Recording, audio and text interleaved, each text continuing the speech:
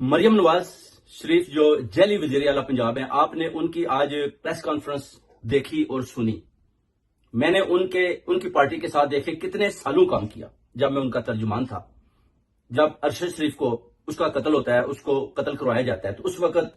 پھر میں انکشافات کرتا ہوں، بتاتا ہوں کہ اس میں مریم نواز کے ٹیلی فون میں اس کی ویڈیو ہے۔ مریم نواز، آپ کو یاد ہوگا جب آپ ٹیلی فون کرتی تھی ان کو اور ادھر بھی فون کرتی تھی اور آپ کہتی تھی مار دو اس کو، مار دو مار دو، اور ٹویٹ آپ نے اس سے پہلے لکھا ہوا تھا جو بعد میں آپ نے کیا کہ میں آپ کو پارسل بھیج رہی ہوں۔ آج ایک بچی کے ساتھ زیادتی ہوتی ہے اور آپ کس طرح اس کی مخالفت کرتی ہیں۔ آپ پولیس کو بھی کہتی ہیں، گلو بٹو کو بھی کہتی ہیں کہ جناب آپ بولیں کہ اس طرح کا کسی قسم کا نہ تو کوئی واقعہ ہوا ہے، نہ کوئی ایسی چیز سامنے آئی ہے، بلکہ آپ زرتاج گل کی بہن پر بار بار الزامات لگا رہی ہیں۔ زرتاج گل کی بہن اگر اس کالج میں پرنسپل ہے یا ٹیچر ہے، کچھ بھی ہے، تو وہ بڑی بخوبی اپنی جو اس کی ذمہ داری ہے اس کو نبھا رہی ہے۔ کبھی بھی اس نے سیاست کی طرف نہیں دیکھا بلکہ اپنی ذمہ داری کو اپنی ذمہ داری سمجھا۔ اور آپ کہہ رہی ہیں کہ یہ بھی ایک پی ٹی آئی کا کرا درا ایک منصوبہ ہے جو آپ دہشت گردی کے طور پر استعمال کرنا چاہتی ہیں، مگر قوم جانتی ہے کہ ارشد شریف کے قاتل کون ہے۔ آپ ادھر سے اس کا مرڈر کروا کر اس کے بعد آپ پاکستان میں بھاگتی ہیں، ادھر جیلی وزیر اعظم بن کر وزیر اعلیٰ بن کر آپ کو مسلط کیا جاتا ہے۔ اس کے بعد ابھی بچی کا جو واقعہ ہوتا ہے، اگر آپ اس کو قبول کرتی اور بڑی جرت مندی کے ساتھ اس کا مقابلہ کرتی اور ان مجرمان کو جن کو آپ تحفظ فراہم کرنے کی کوشش کر رہی ہیں ان کو گرفتار کرواتی اور قوم کو بتاتی کہ جناب دیکھیں انہوں نے اس بچی کے ساتھ ظلم اور زیادتی کی اور میں نے ان کی گرفتاری لازم کی، مگر آپ ان کو ڈیفینڈ کر رہی ہیں اور آپ کو پتا ہے کہ ابھی آپ کی حکومت جانے والی ہے، اور جو آپ نے ان لوگوں کو ڈیفینڈ کرنے کی بار بار کوشش کی وہ بھی لوگوں کو پتا ہے کہ آپ کا جو کام ہے وہ کیا ہے، بلکہ آپ کو ڈیوٹی دی گئی ہے وہ کیا ہے، مگر آپ اپنی ڈیوٹی کو صحیح طریقے کے ساتھ نہیں نبھا رہی، بلکہ آپ بار بار ان الزامات کو پی ٹی آئی والے لوگوں پر لگا کر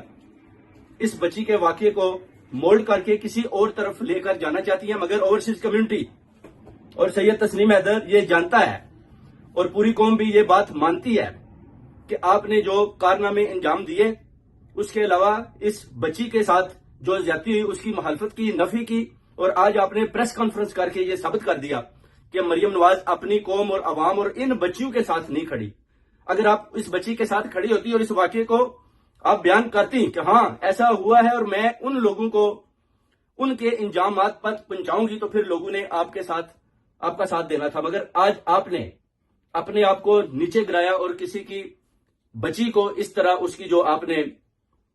اس کے ساتھ زیادتی کی، اس کے ساتھ جو زیادتی ہوئی اس کی نفی کی، اور پولیس اور ان لوگوں کو پروٹیکٹ کیا جو کرمنلز ہیں، اور آپ کرمنلز کی نانی ہو، اس لیے آپ کو بار بار پیغام دیتے ہیں کہ آپ اس کرسی کے لائق نہیں ہیں۔ جنرل اسم منیر نے آئی تھنکس کہ ان کی یہ چوائس غلط ہے، میں بار بار کہتا ہوں، اور آپ اس چیئر کو چھوڑیں اور پیچھے ہٹ جائیں، ان لوگوں کو سامنے آنے دیں۔ پی ٹی آئی والوں کو آپ دہشت گرد قرار نہیں دے سکتے، کیونکہ آپ کو پتا ہے کہ آپ ان کے جیتے ہوئے مینڈیٹ پر بیٹھی ہوئی ہے اور غلط غیر آئینی فیصلے کر رہی ہو۔ قاضی فائز عیسیٰ آپ کے ساتھ ملا ہوا ہے، چند جرنیل بھی ملے، اور آپ مل کر محسن نقوی کے ساتھ یہ گندا کھیل سب کھیل رہے ہو جو اوورسیز کمیونٹی کو دکھائی دیتا ہے۔ ابھی آپ دیکھنا ہے کہ آپ جناب اور کتنی دیر تک حکومت کرتی ہو، اور اوورسیز کمیونٹی اور پی ٹی آئی کے جتنے بھی